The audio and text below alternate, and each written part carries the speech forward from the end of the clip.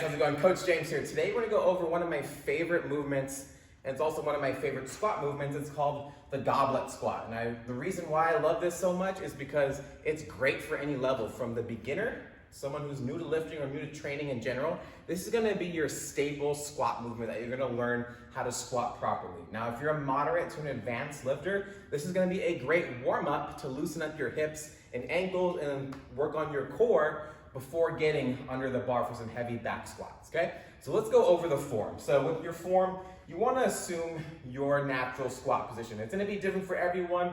You just wanna find the most comfortable squat position for you, okay? So from here, we're gonna go over how to hold the bell. So I'm gonna get the bell right up to my chest. Now I'm not resting it on my chest, because when I rest it on my chest, see what happens to my low back. We actually want it right about 2 inches off your chest, and then I'm gonna suck my elbows underneath that bell. So when I'm doing that, I'm trying to rip the bell apart. Now when I do that motion, you should feel nice tension into your lats. And what we're trying to do is we're trying to create stability through our core, upper back, and legs at the same time. So we're a nice, solid pillar, if you want to think about it that way, okay? So as we get into that position, we want to get nice and tight, we're getting nice and rigid, just so we're nice and stable, and it keeps the low back safe, okay? From here, we're gonna break into our squat. So we're gonna go hips and knees at the same time. We wanna keep pretty much most of our weight over our midfoot. Now, it's a very common misconception that your knees shouldn't go over your toes.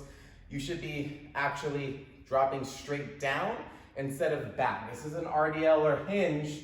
This is a squat. So we want to make sure that we're squatting properly.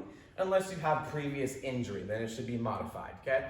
So as we're gonna go in, we always want to think breaking from the hips first, and the knees come right after, okay? So it's hips, knees. Notice how my weight's in my midfoot. It's not too far forward, it's not too far back, okay? Right in that midfoot is what we're aiming for. So when we load it up, remember where we want the bell, 2 inches off the chest, rip that handle in half, and let's descend into our squat. So hips and knees at the same time.